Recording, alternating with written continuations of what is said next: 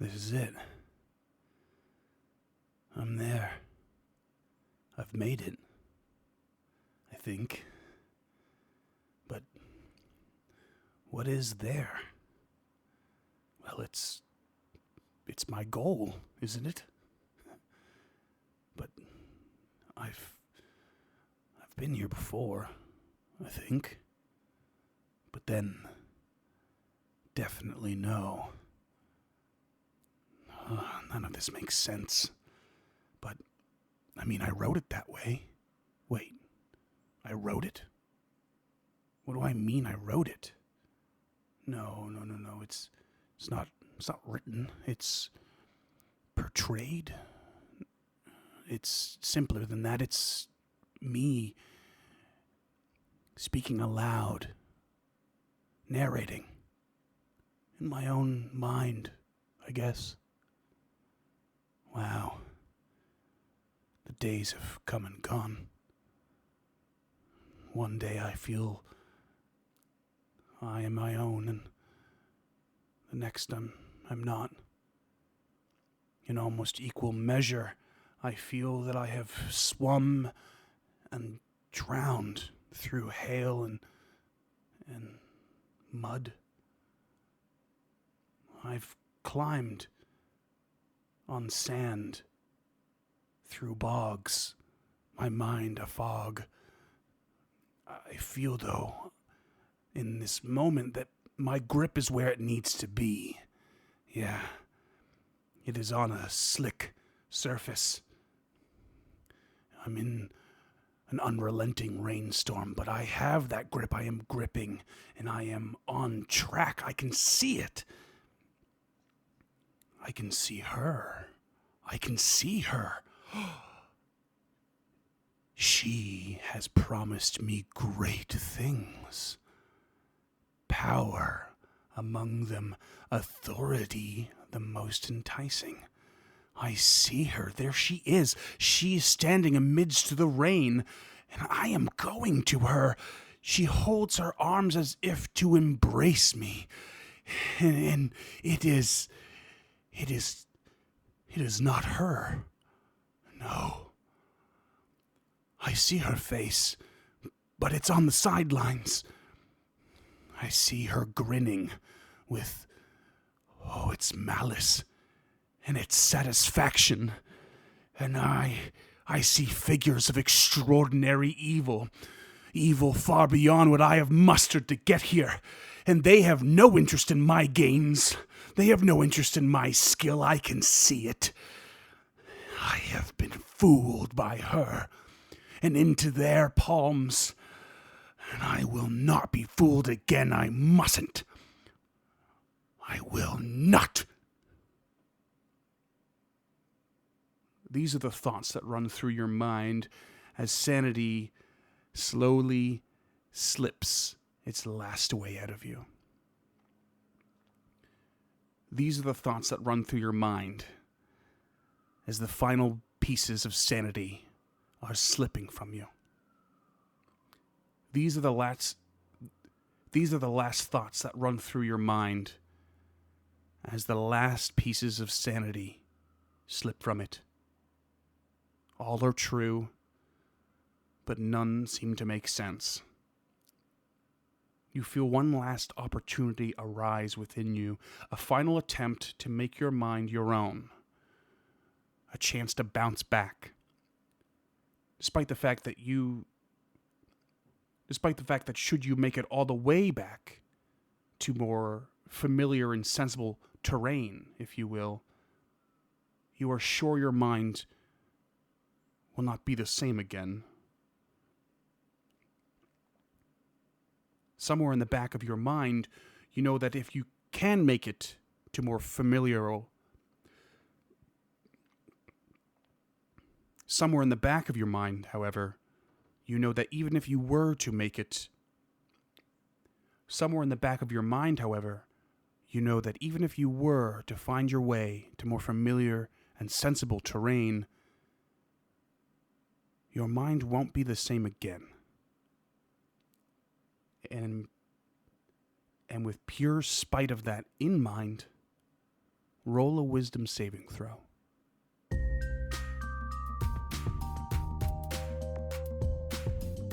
Hey there, creatures, and welcome to Encounter This, a podcast exploration of the creatures from Dungeons & Dragons and the lore that surrounds them.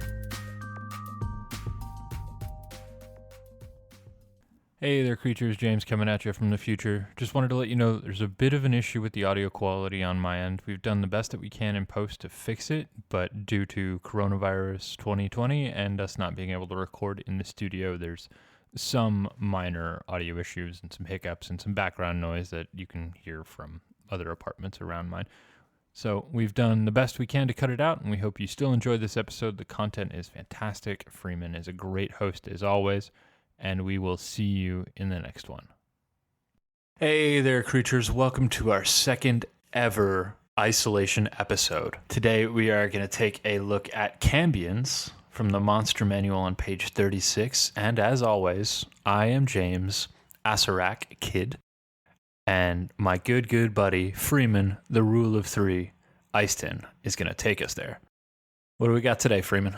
Horns, leathery wings, and sinewy tails are hallmarks of otherworldly heritage. Cambions are the offspring of a fiend, usually a succubus or incubus, and a humanoid, usually a human. Now, if that doesn't paint a mysterious picture, I don't know what will. What voice are you going for there, good buddy? I'm just improvising. This wasn't planned. Okay, perfect. Sorry, there's a frog in my throat. Yes, horns, leathery wings, sinewy tails, the hallmarks of the otherworldly heritage. So Cambions are these really cool and strange creatures. They are the offspring of a fiend, or demon, if you will, and some sort of humanoid creature as far as the 5e world is concerned. Now, Cambions have a lot in regards to their reproduction. So this is going to be an interesting episode with all of the caveats you're going to expect. A whole lot of interspecies sex. It's going to be a thing, and I think I think homebrew is going to be interesting for sure. This is definitely an M-rated episode.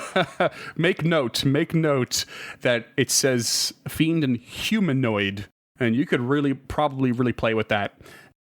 So a Cambion's mother, to start, will always die in childbirth. Okay.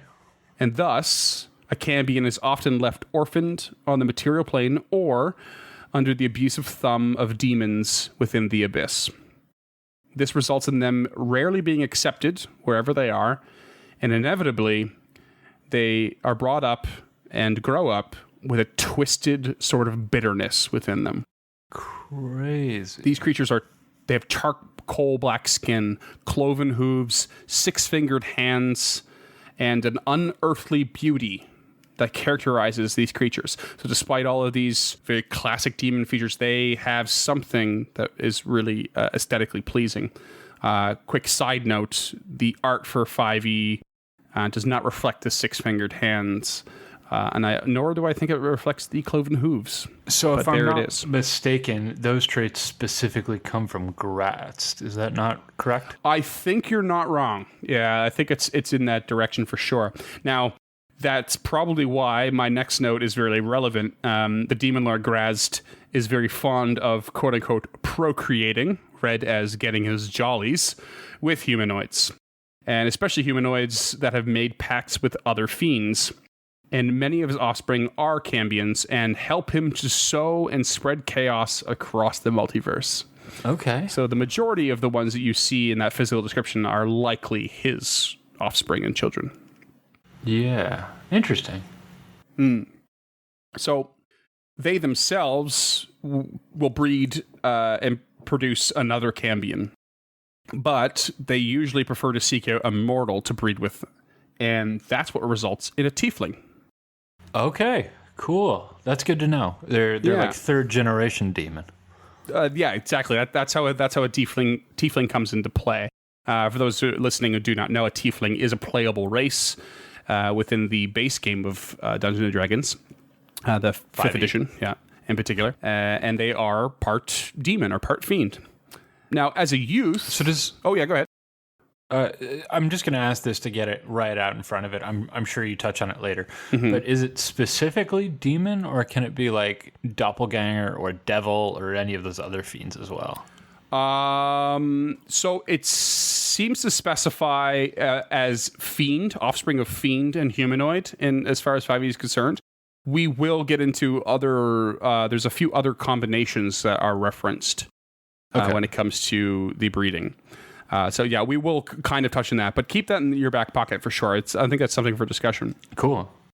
A Cambion in their youth will immediately identify with their fiendish side, first and foremost, and they will impose their rightful place in dominating mortals and being their overlord. So even in their youth. Isn't that just being a teenager? Yeah, except they have some of the power to back it up. Oh, gotcha. Right? They don't just think they have the power. Yeah, they actually have some power. And as they grow, they may actually orchestrate uprisings in cities and villages, and they may even create gangs of people or lesser devils to serve them. So they're like little punks. Like they're causing trouble from their youth. They're like every villain in an 80s movie. So good. They're Peter Pan in The Lost Boys. I was thinking more like that kid who ran the drug ring in RoboCop 2. Yeah, sure. I mean, I feel like we're all of a sudden my side is diving into that territory where like the Empire did nothing wrong in Star Wars, and like the rebels killed millions upon millions when they destroyed the Death Star, because that's how many people would be aboard. And Yeah. I mean, Peter Pan was a little punk. Captain Hook. I mean, what did he do wrong? He's just trying to, burgle a bit here and there, look out for his crew. And Peter Pan's just literally hounding him the whole time with his Lost Boys, just being a dick. I completely agree with you on both points. But, as an Empire sympathizer myself, I do have to point out that they did blow up Alderaan. True. And they were known xenophobes and racists. I haven't seen any evidence of that.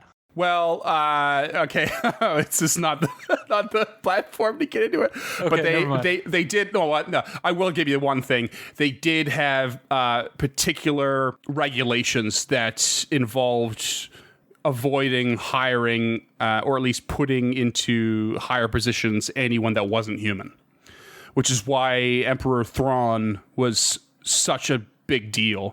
They would stoop to mercenaries and bounty hunters for sure. But Thrawn was the only non-human to reach any sort of admiral status because they had a specific xenophobic nature in their hierarchy. Okay, that adds up. I think Yeah. that's actually in one of the Thrawn books. James does not entirely sympathize with the Empire. No, I don't condone xenophobia or racism at all. Not that it needed to be said, but better safe than sorry. No, it should be. But I appreciate their socialist regime. Yeah, well, sure. Yeah. They do what they do. So, Cambions. Oh, is that back what to the show's Cambions, about? They will serve their fiendish parent with a mixture of admiration and dread, and always with the expectation that one day they will rise to their own prominence. Now, this sort of assumes a lot, considering the original statement that their mother will always die. So that statement I thought was interesting because it doesn't necessarily state if the mother's a humanoid. It just says the mother will always die in that childbirth. So they may have no fiendish parent to serve. Oh, okay. So you're thinking this is like a one-way street. Like it's got to be... Depending on their Gotta be a mortal circumstance, female. it's going to... No, not so that. But so what I'm saying is that their circumstance is very much going to be the guideline for how their life turns out and how they operate. And you'll understand what I mean when we get a little farther in. Okay, sounds good. Yeah, if they're born and raised in the Nine Hells, they will serve as soldiers, envoys, personal attendants to greater devils. Born and raised in the Abyss, their level of authority is set by how much they can dominate through sheer strength and force of will. Cambions will also often become great assassins due to their powers, or ambassadors to demon lords like Grazd, Demogorgon, Orcus, or even Lolth. Okay. Yeah, so... There are two drow deities in there. Yeah, so these are all this is all from the 5e lore from the monster manual. Cool. Diving a little bit into the Forgotten Realms wiki for a little extended lore. Cambions are one of a handful of types of half fiends. So this gets into answering your question from earlier. Okay. Another type of half fiend is an alu fiend. It's ALU -fiend. And they are the offspring of a succubus and a demon. Where do you think alu comes from? I have no idea. Okay. I wonder if it's the usual trope and it's just the backwards Dracula. Maybe. Could be something like that, yeah. One of the other half-fiends is a Dragloth, which is the offspring of a female drow, and Glabrezu, also pronounced Glabrezu, or Glabritzu. No, Glabrezu. Sure. Which I believe are in the monster manual. I believe they are one of the demons in the monster manual. Yeah, they are, for sure. And then there's a Durzagon, which is the offspring of Duragar and devils. Why isn't that in the monster manual? Yeah, I don't know. Oh, man. Duragar being the sort of under the world dwarves. So Cambions are often loners by nature, and they prefer getting lost in high population settings, especially places where few people ask even fewer questions. So this is sort of another side of it. Like, it's pretty clear cut how they will operate should they be born in the abyss or the nine hells and that sort of thing. But in the mortal world, they're likely to be born by a mortal mother, I would imagine, and likely to be abandoned in that case and are very much alone. And they would find themselves with a certain set of skills and a certain affinity for something in a world that won't accept them. So it makes sense they would, reach towards these high population areas. Yeah, and where people will not really question them, like a major city. That's exactly why I live in a major city, right? Yeah, just that anonymity. It really is. Yeah, that's the reason I love being here. We both know what it's like to be in a small town, and where anonymity, is basically a myth. It's not feasible. Yeah, everyone just either knows you or knows someone who knows you, and by association. So moving to a big city has a just pretty strange difference, a strange effect. I love it so much. Yes, it can be great. Rarely, though, a Cambion will actually take on a good or neutral alignment. This is definitely very much an exception, and it's usually related in relation to their mother. Okay. Resulting in a life of extreme loneliness where their fiendish parent or any demonic patrons will never accept them. So they will probably become quite recluse in that scenario if they can manage to maintain that good or neutral stance. So not warlocks. Not so much. However, when it came to skillfully luring mortals to the abyss, Cambions were second only to succubi. Which is one of their potential. Wow. Yeah, they were incredibly good at it. That's high Very praise. cunning. Yeah. Usually warning other demons of the approaching prey so they may do what they did best with their souls. So very much passing, luring them in, passing up, probably trying to gain favor. Gotcha. That's cool. Yeah. They were very ambitious creatures and often trying to prove themselves to either parent. They make for great leaders or even information brokers, and are often the catalysts for major events. You have said a lot of words here that are alluding to them having a very high charisma. Yeah, it's okay. It's not super high, but it's high enough for their CR, I would say, to warrant it. A couple honorable mentions when it comes to the 5e or Dungeons & Dragons lore. There was a good list of them on the Forgotten Realms wiki, but I picked the ones that I thought most appropriate or most interesting. There was Thraxia, daughter of Grazd himself, and a human monk. She had no known succubus blood, but resembled an Alufine anyway. So I thought that was kind of strange.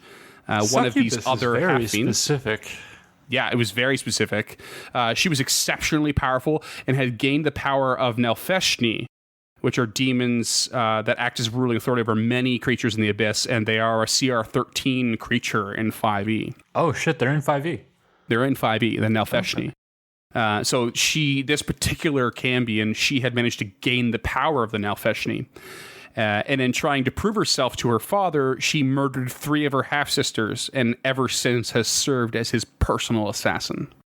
Not where I thought this was going to go. Yeah, she's not to be messed with.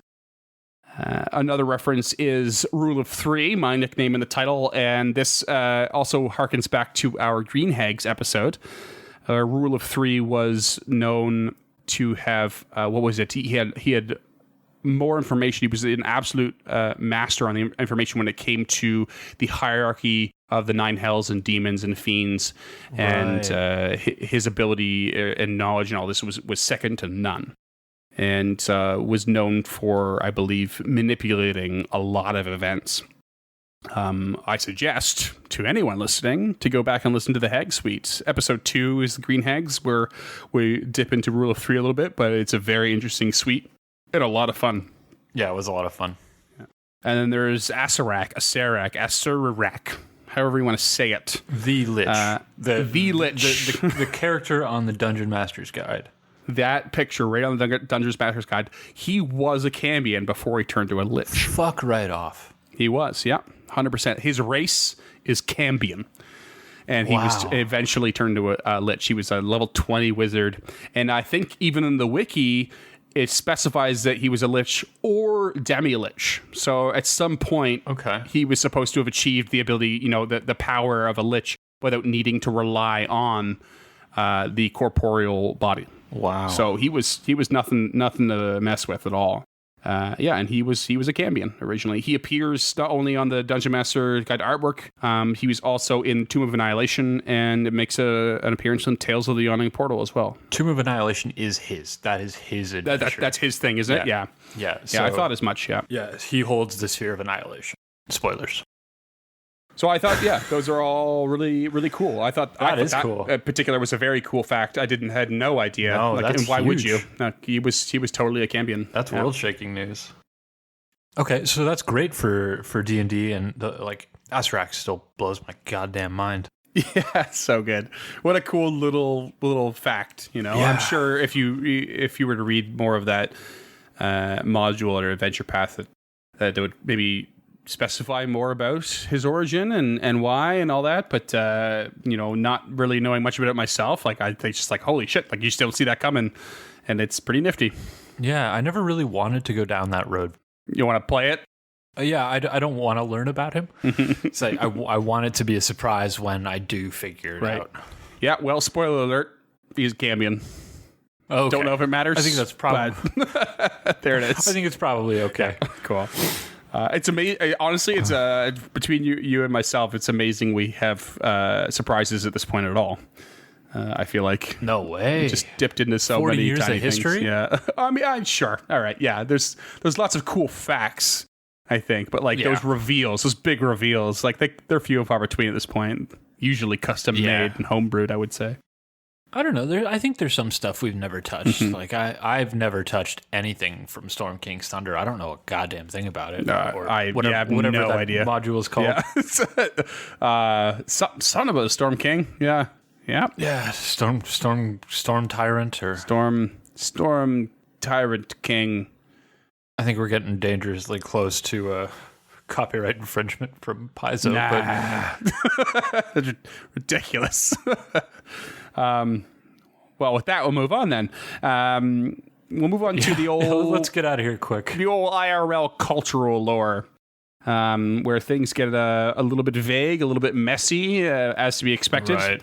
You see Cambions... I get it, I live there. Yeah, Cambions stem from late European mythology, and Cambions are often the offspring of succubi, incubi, or other demons, so that's consistent. It wasn't until the 19th century that a Cambion was considered to be the offspring of both, however. Previously, only incubi were likely, for the usual and obvious sexist reasons, only the male half were able to reproduce them. So 19th century is where that changed. The earliest references of the word itself seem to be related to the word change, and is believed to be a cognate, meaning sharing of a linguistic origin, with the word changeling. Cool. Yeah. Now, mentions appear as early as 1st century Gaul or Roman France, And there's a linguist named Benjamin W. Forson IV. Sorry, let me say that again. Benjamin W. Forson IV that stated that Cambion is from the Celtic root camb, K-A-M-B. So ultimately, the English word for change is actually derived from the Latin cambiare, which is in turn derived from that Celtic word camb. So we can definitely track that. There was an author named William of Auvergne in the 13th century. He wrote a book called De Universo, which reads Cambiones or Cambiti, that is, having been exchanged, the sons of incubi demons substituted for human babies. These infants constantly wail for milk and cannot be satisfied even by 4 nurses.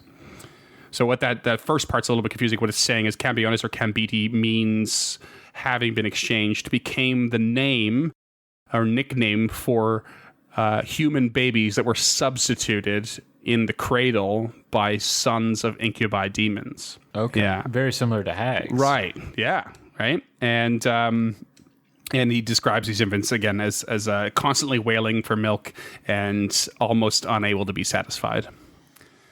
It makes me real uncomfortable that he put a number to nurses. Yeah, right?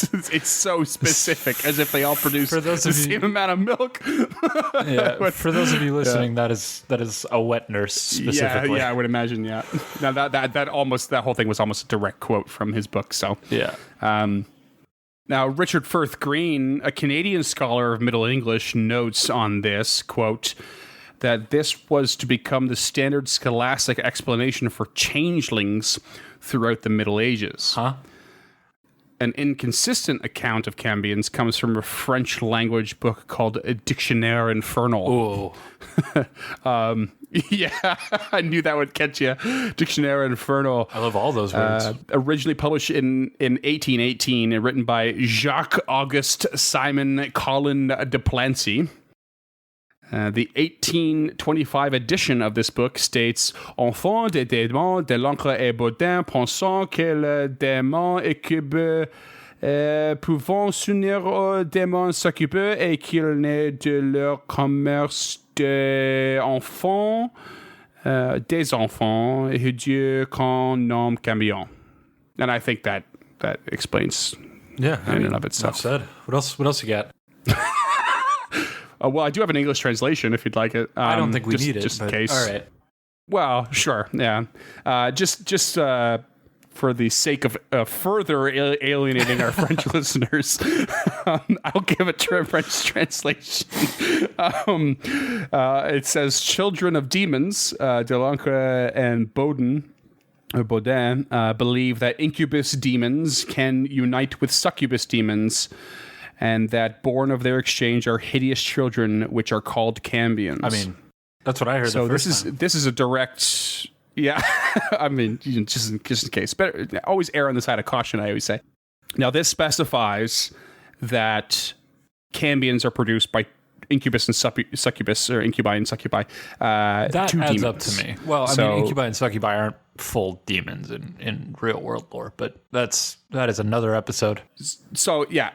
It's become a whole thing now, like, you know, especially when the research in this, like, demons seems to be a very vague, which makes sense, very vague definition. A lot of things can and cannot be included depending on who you ask and when you ask, like so usual. the way you're describing Cambion is how I've always known succubi to work, like one infernal parent, one human parent, or humanoid. Right, and this one is saying that it's 2 infernal parents. Now this gets even better. You're gonna love this. In 1978, the Encyclopedia of Occultism and Parapsychology, which I'm sure is a very reliable source, by Leslie Shepard, it again says that a Cambion is the offspring of an incubus and a succubus. It also said that a child would have no breath or pulse until the age of 7, and cried upon being touched, and was incredibly heavy, too much for even a horse to carry. In the famous book Malleus Maleficarum, which was previously mentioned on this podcast, it states that both incubi and succubi are incapable of reproducing at all. It reads this, and this is direct. Moreover, to beget a child is the act of a living body. But devils cannot bestow life upon the bodies they assume, because life formally proceeds only from the soul. And the act of generation is the act of the physical organs which have bodily life. Therefore, bodies which are assumed in this way cannot either beget or bear.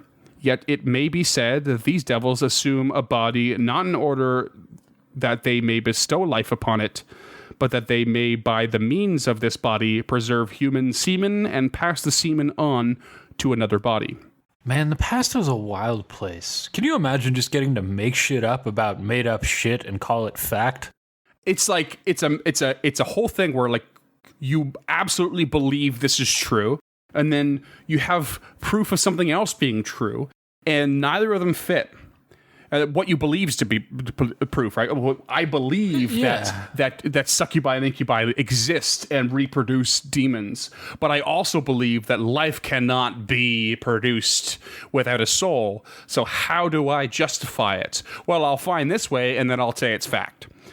That's how the past worked for so long in so many ways. So this whole thing, basically breaking it down, it means that a succubus would get sperm from a mortal male, give it to an incubus, who in turn would pass it on to a female mortal.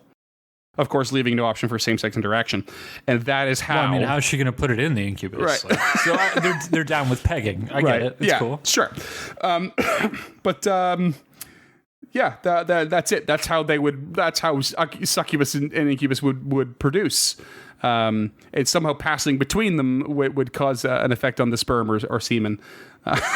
It's insane. Like, is this a hand transaction or is this like legit pegging? So no, it is so ridiculous. And if you're going to Google pegging, listeners, throw on the private.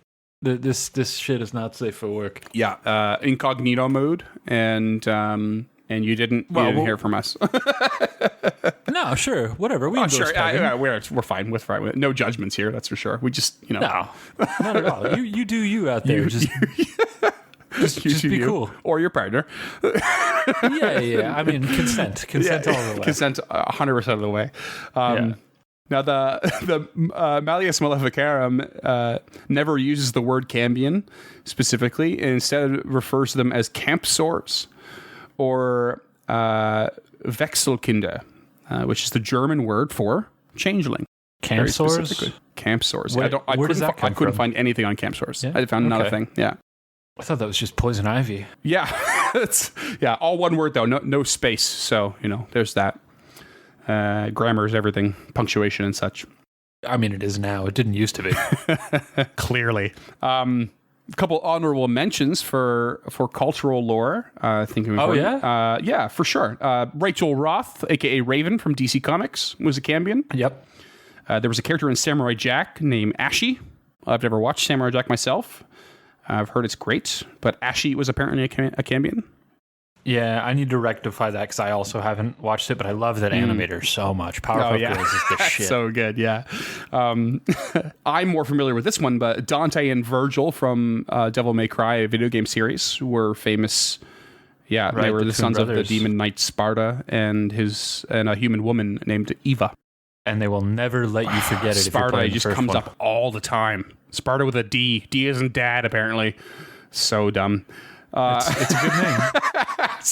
Both went opposite directions at the same time. It's great. Famous Cambion. I know you know one. We've talked about this. Yeah. Okay. But the one that I thought was really interesting, I had no idea, the honorable mentions, is Merlin from the King Arthur tales. Yeah, I had no idea. Son of a demon and a human mother. I think that's where the term warlock comes from. Is like, I think it used to mean like something similar to Cambion, and that's what Merlin was technically. Yeah, that's why it was so powerful. That's awesome. I thought that was really cool. Yeah, I don't think that's in the original books, but it is. It's not a hot take. Yeah. So that's the gist of the 5e lore and the IRL cultural lore now.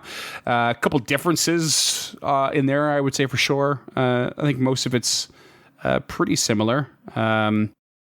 The cultural lore obviously talks a lot more about specifics in infancy, oddly specific things, and there are more obvious gender-related restrictions, I would say. History, like usual, is very consistently vague.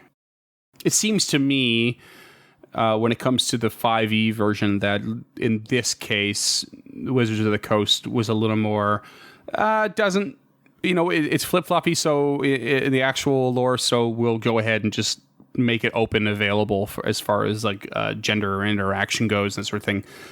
There's nothing specifying that a Cambion can't be male or can't be female, and they have definitely left it open to the possibility of it being related to many other in-game races for sure, as opposed to say some of the stuff we've covered before, where the banshee, for example, could only be an elf female for some reason, without really elaborating on it.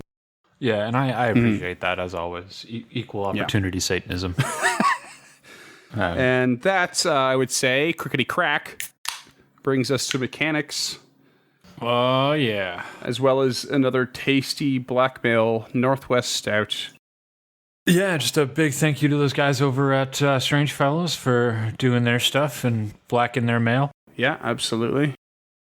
And a big thank you to you listeners, who are those of you who are out there socially isolating. We really appreciate you. Anybody that we know who's in the food service industry or the healthcare industry, we big thank you to you guys, because COVID-19 is scary as all hell. Yeah, it's some surreal shit right there for sure. So stay home, stay safe, enjoy a beer or drink when you can, but be reasonable.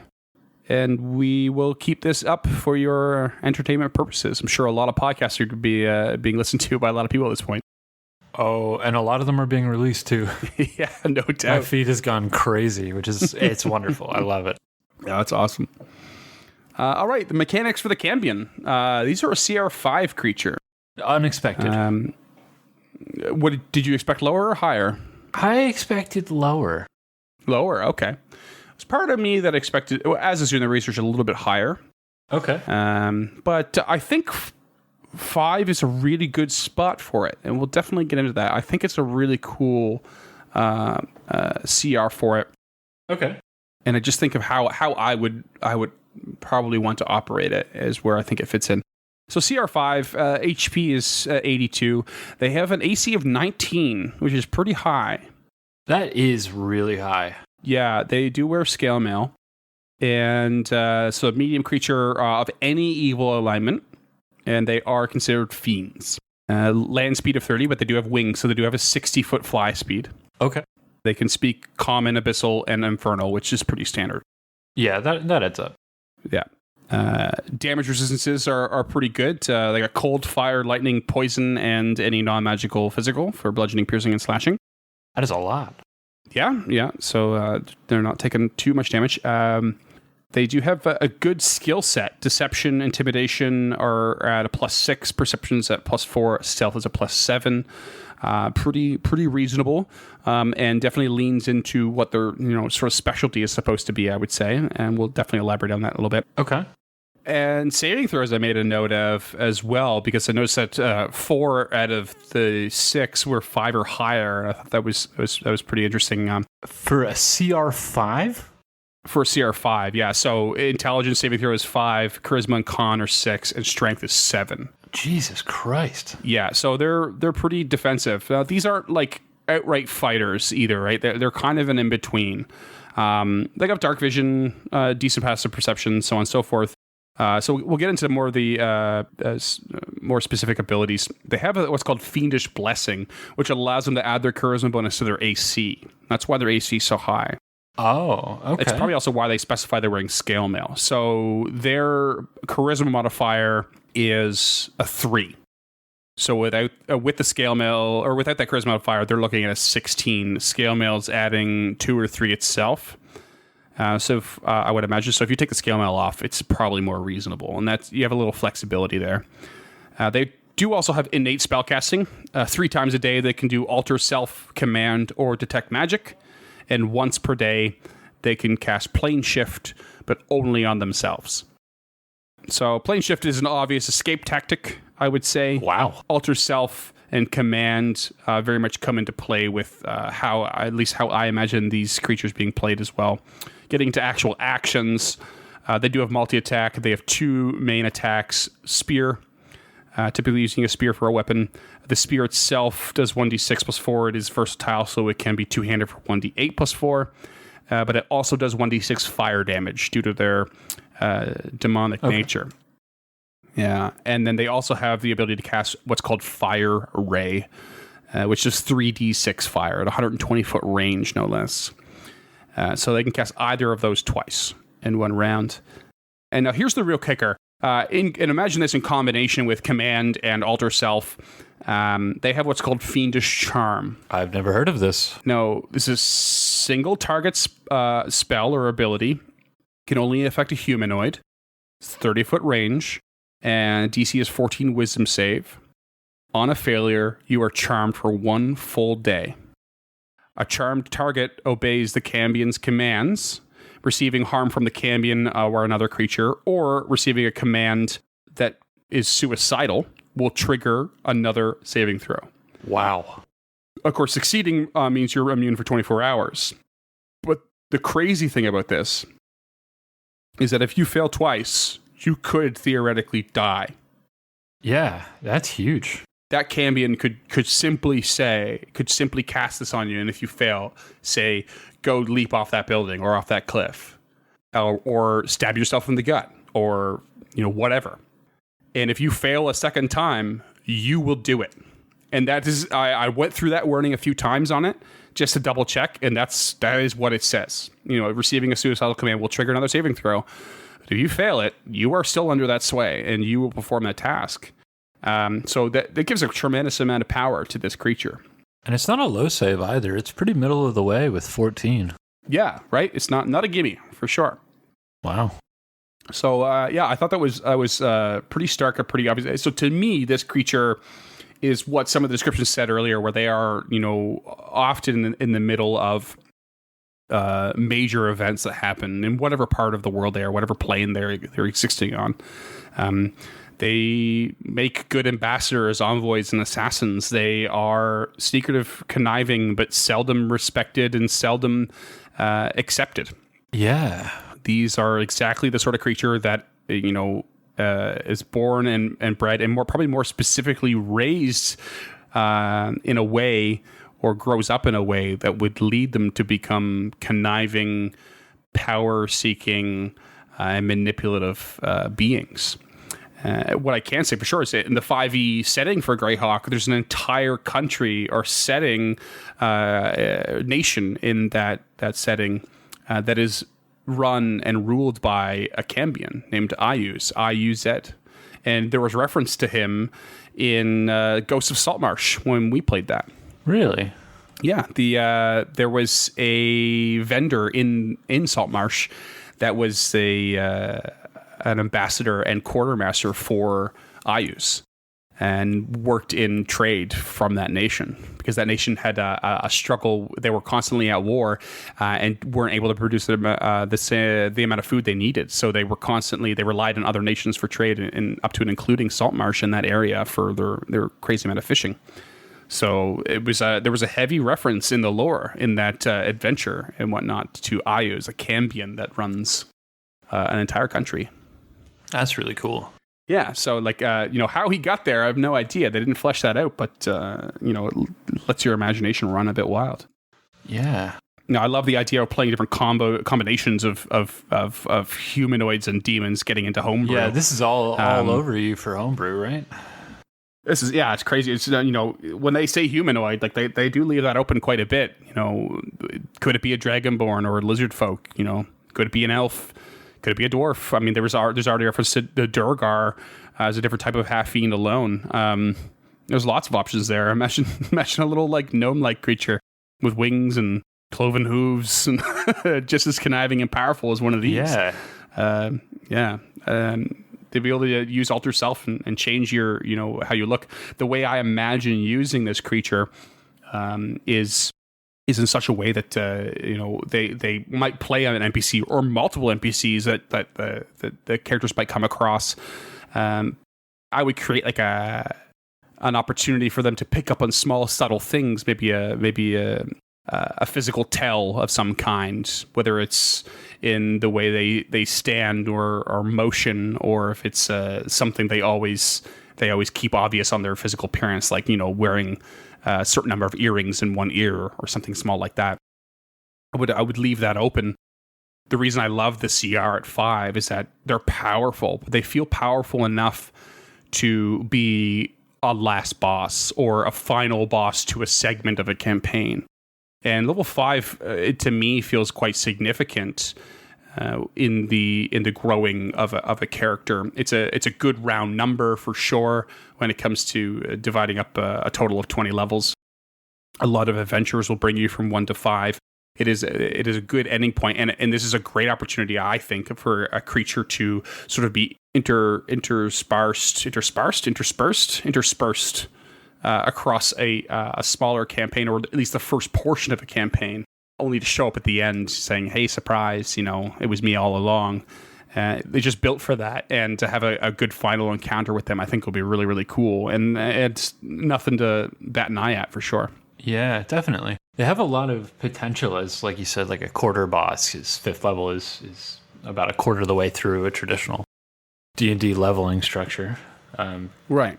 And you'd have tools to deal with this. I think an 19 AC would still be pretty difficult, but yeah, it's certainly not feasible. I would probably, depending on the crew you're looking at, that fiendish charm should go the way of the Cambion and result in a very sudden death. You might want to do that more with an NPC as opposed to an actual PC. But it does depend on the circumstances. Probably depending on the interactions of the player and this character that you're using this creature for. But it's powerful. It's something I wouldn't be too shy about attempting in some way, and it could make for a very significant story moment. Definitely. And again, just with Displacer Beast, I feel like in our previous episode, not a difficult creature to run is the cool part. They have a little bit more going on than the Displacer Beast itself, but not anything overly complicated. A couple innate spell casting, but they're very situational. They're very specific to how you would run the character or want to run the character anyway. And as far as combat goes, very straightforward, but powerful. Yeah, absolutely. Do you know where they fit into your world at all? Do you have any thoughts on that? I honestly don't. I think part of my homebrew world, I've yet to really flesh out the demonic side of things. There's a big focus on more celestial side of stuff, and very specifically when it comes to the division of planes and realms, it's much more condensed. Gotcha. So rather than having an abyss and 9 hells and that sort of thing, that kind of stuff doesn't actually really exist. It's more condensed in a more shadow version of the material world. But it's something I've yet to flesh out. It's been quite a while since I've had the opportunity to explore that as well, especially on the DM side of things. But where these guys fit in is really difficult to say. There's a lot of celestial style stuff in my world, and I just imagine a lot how I would end up fleshing it. There's a lot of fiends and demons would be very closely tied to the celestial side of things, and a corrupted version of it rather than the sort of more natural counterpart, if you will. Okay. But something to use for inspiration, I would say, writing going forward, definitely. Yeah, absolutely. I really like almost all the mechanics behind them. I think these would be a blast to use. Yeah. I feel like people would be quite disappointed with their saving throws that they force them to roll. It's just they're going to be tough. They're going to be tough to take down. Yeah, I mean, like we said, 14's not too bad. Yeah, but I mean, like the saving throws that the Cambion's going to roll, like those 4 and a 6 that are above a 5 bonus, 5 or above. That's huge. It's beast. Yeah. If you throw this creature in with 1 or 2, hellhounds or something like that. People might want to try some area of effect attacks, and they might be disappointed. Yeah, I mean, this is one of those creatures where it really earns that CR5 in my mind. Like, I want to make it clear how how uncomfortable an AC of 19 makes me, even still to this day. Like, you guys are level 8 or 9 now, and an AC of 19 is still tough for you guys to hit. Oh yeah, it can be really tough. So I can't even imagine you guys trying to fuck with that as a 5th level party. So I think even just adding a couple of hellhounds is drastically going to increase the CR of this encounter. Pretty intense. Like 2 hellhounds will they increase the CR of that giant encounter that you guys went into huge, like real big. Which I say though, again, I would probably have an NPC or something alongside that party, and they would probably end up being the target and possibly a victim of that fiendish charm. That's fair. So yeah, try and balance that intense encounter out with 1 or 2 other characters, and then do your best to rid the scene of one of them. Yeah, they really do lend themselves to more role play than combat, I think.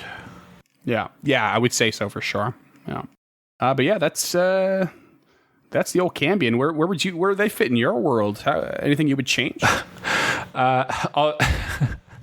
I've been avoiding it because I was hoping you wouldn't ask, because I can't disclose. I can't disclose that information. That in and of itself is a bit of a spoiler, but that's all right. Yeah. So for those of you who don't know, I run a pretty it's a pretty heaven and hell heavy campaign. I'm the opposite of Freeman. My underworlds, my 9 hells, the abyss, they're really, really fleshed out. In the current campaign, one of the underlying themes has been a cult of Zariel.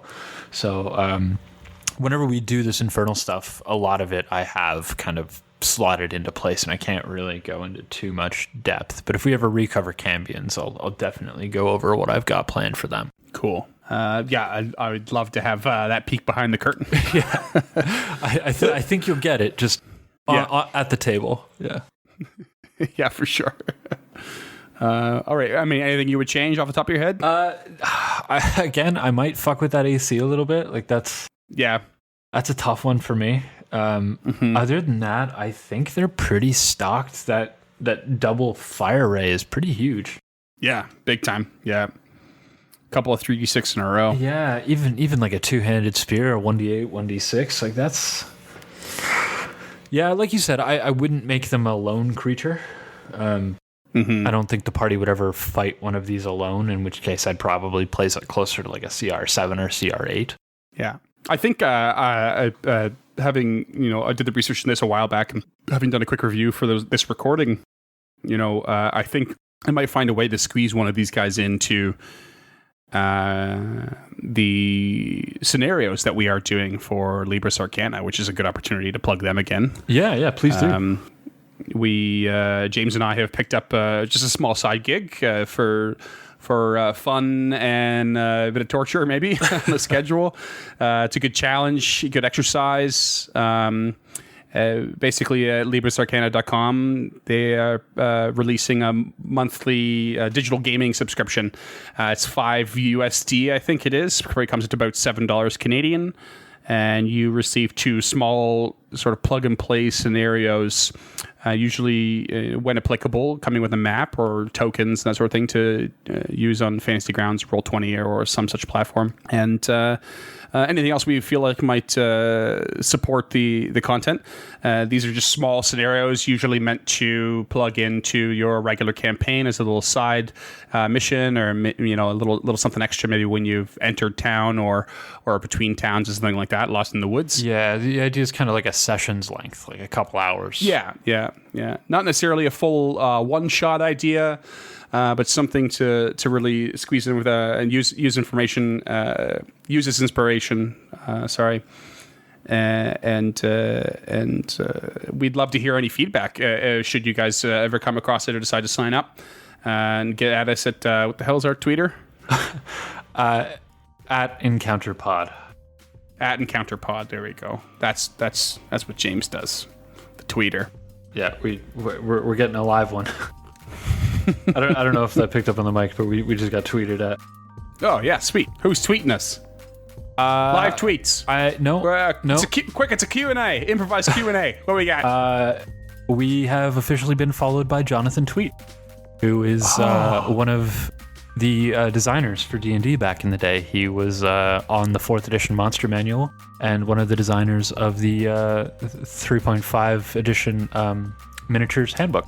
How wicked is that? Yeah, so he just See, he followed we've been us. telling you for months now. We're a big deal, listeners. now Jonathan Tweet is following us on the Twitter. We've officially made it. I think so. I think we're doing okay.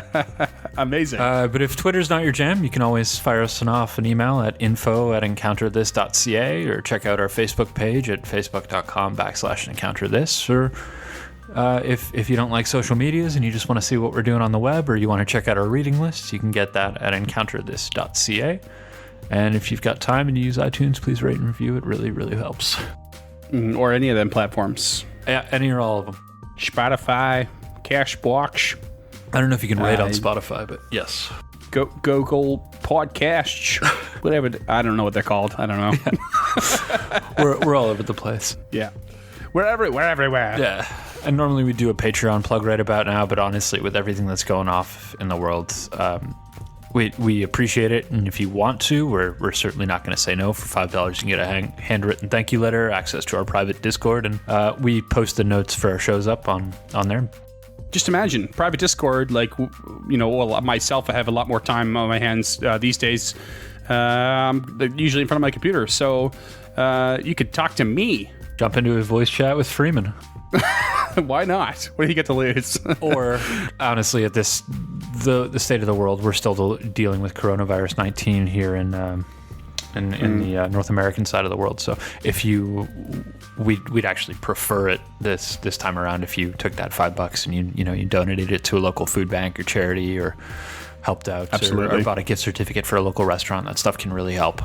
Support local as much as you can right now. Definitely, yeah. James and I have spent a lot of our careers working for local, and we're both in the restaurant industry, and we're feeling big changes and hits from all of this ourselves. So by all means, do what you can to send donations and stuff to those who really need it, to, especially those who work so hard to be independent and provide something that the community really looks forward to and enjoys. And stay safe. Just stay safe, everyone. The worst comes to worst, if you can't afford any small donations, just reach out to somebody. Reach out to friends. Being isolated can be a big hit on mental health for a lot of people. You know what? Myself included. Take that $5 a month for Patreon. Throw it over to Libris Arcana's digital gaming scenario. Pick one of those up. That helps everybody.